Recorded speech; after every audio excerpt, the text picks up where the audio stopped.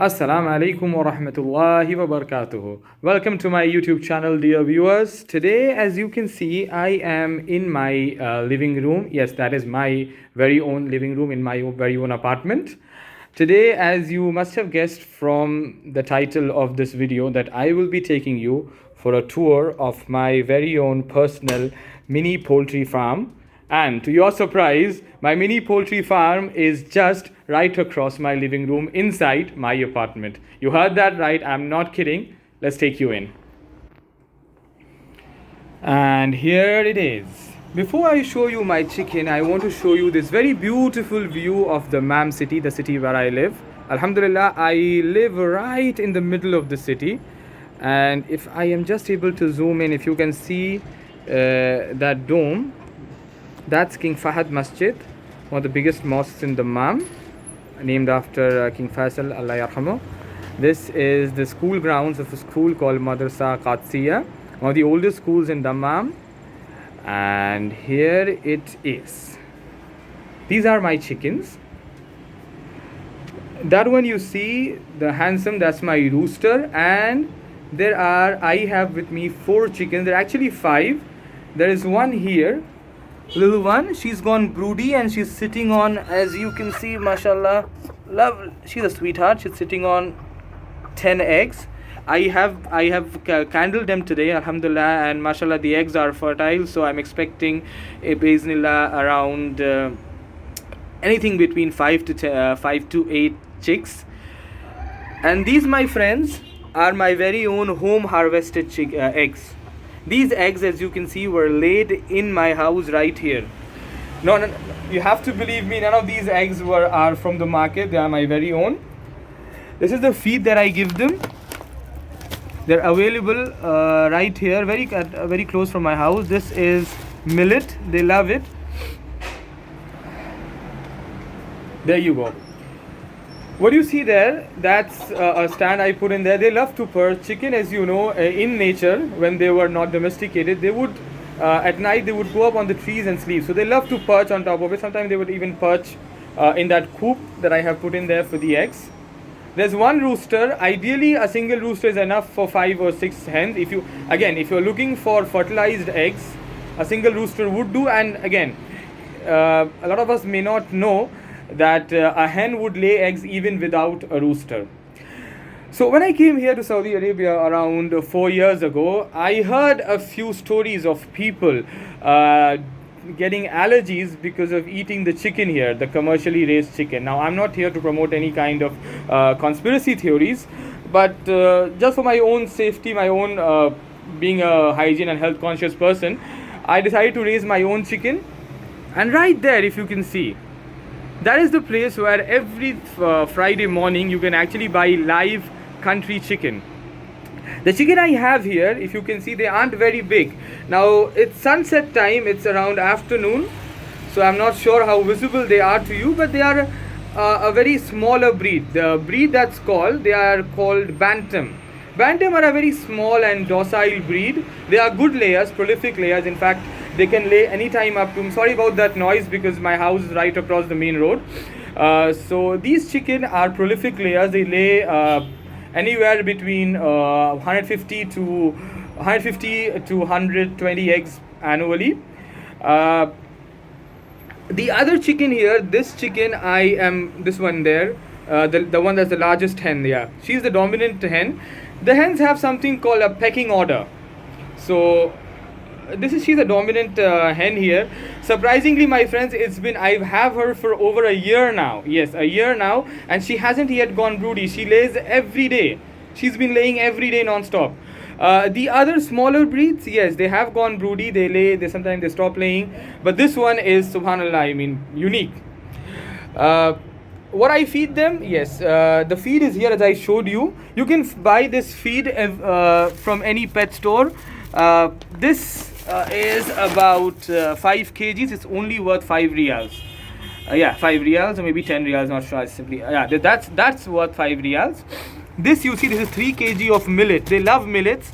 Millets are good in protein, and they simply love this. Like a snack for them, which I give them every day.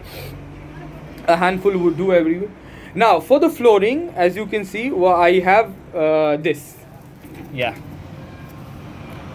Natural wood. These are wood shavings. They absorb a lot of their poop. It doesn't smell now. A question that you have the right to ask me is that how am I living so close to chicken, and how am I surviving now? In all honesty, it doesn't smell as bad as you may think, because a lot of their poop is absorbed by these wood shavings. Also, I put in a lot of sand. There's a if you can see, there is sand in there. So the sand, they love dust bathing. Hen, as you know, chicken, they don't shower. They don't shower in water. They love sand bathing. Or it's called dust bathing. So that helps them get rid of the ticks and mites in their body. And also sand absorbs a lot of their poop. Sand, of course, here in Saudi Arabia is available anywhere, anytime. So you can just pick it up. It's very economical. Now what do I, again, for like you see, there is,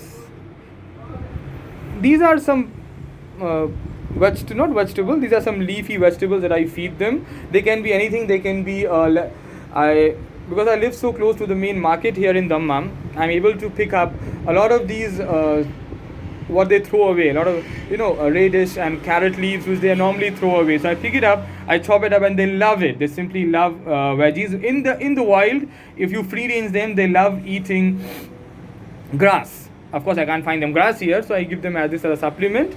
Also, if you can see, inside this plastic, in this plastic, what is it called? Container, yeah, sorry. In this plastic container, there is actually that's breadcrumbs. So leftover bread, leftover rice, whatever that is left over in my house, alhamdulillah, it's a beautiful, it all gets recycled. So whatever, instead of throwing it away, here in Saudi Arabia is a big problem that if you order anything for yourself, what really happens is that they give you more than you can actually eat. This is one way of sustainable living, that you can actually give whatever. And you see, mashallah, my chicken are listening to me. They're actually pausing. Yeah. Yeah, so a lot of the leftovers that I get from my home daily, I give it to them, and alhamdulillah, it turns, again, you get them, you feed them, and then what you get is you get these beautiful eggs in return. Yeah, so alhamdulillah, this all processed, it's all processed naturally.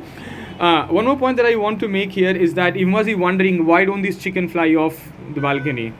There have been cases when I brought in new hens and they've tried to fly off.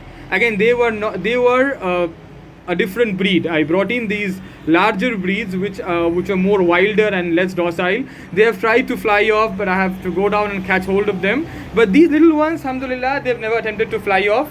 They're happy being here. See, if you keep a chicken content, if you give them the food that they need, if they have good supply of food and water, they don't normally try to run away. So the feed I showed you, you can also feed them. Like here, I have some mixed grains. Again, available anywhere, anytime, in any pet store. They love wheat, they love rice, and of course a lot of the leftovers. In fact, of all the food that they eat, they love to eat leftover rice, leftover bread. They simply enjoy munching on them. And because my family is not here with me right now, so I get a lot of eggs. In fact, any given day, I get about 3 to 4 eggs daily. So I have started to sell them off to some of my friends who need it for their families.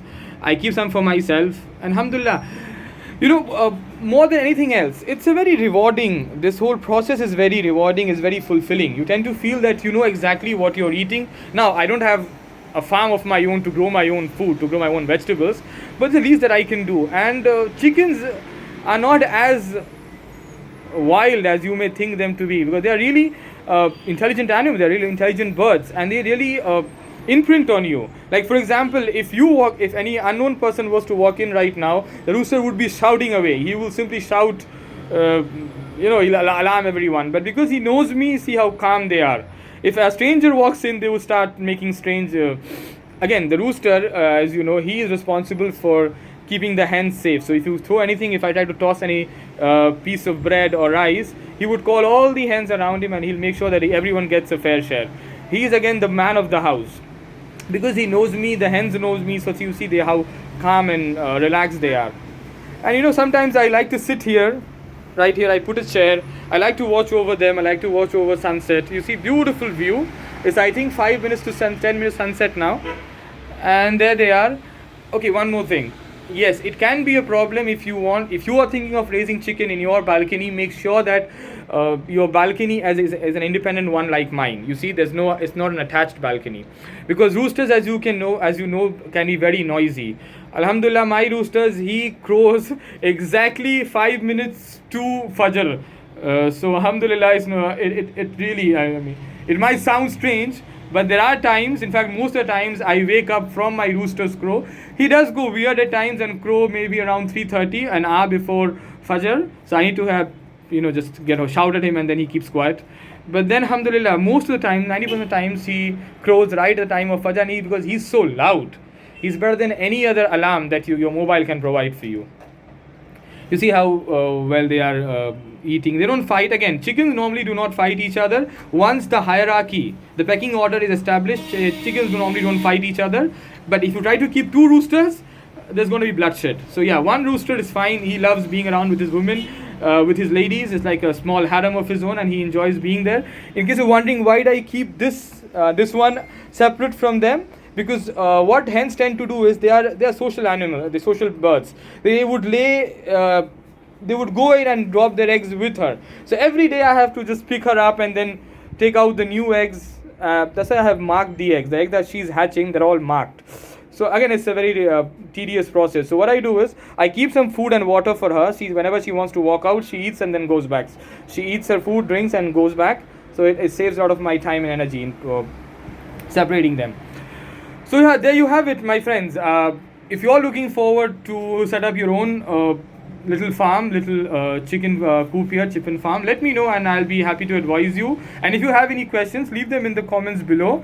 I'm sure you must have a lot of questions out there, because whenever I tell my friends, they really freak out as to the idea of having chickens in raising chicken in your balcony, right? You know why?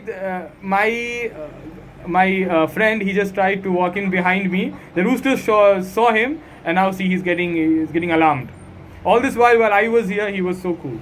So here it is, my friends. They are better than any other pet that you can raise at home. They are rewarding. They actually provide you with nutritious eggs, and it's fun. It's fun raising them. So there it is. So friends, I hope you've enjoyed. See you again, inshallah. I will update you about when the chicks hatch. Maybe I'll make a separate video on it. Till then, have fun, enjoy, eat healthy, and live healthy. Assalamu alaikum wa rahmatullahi wa barakatuh.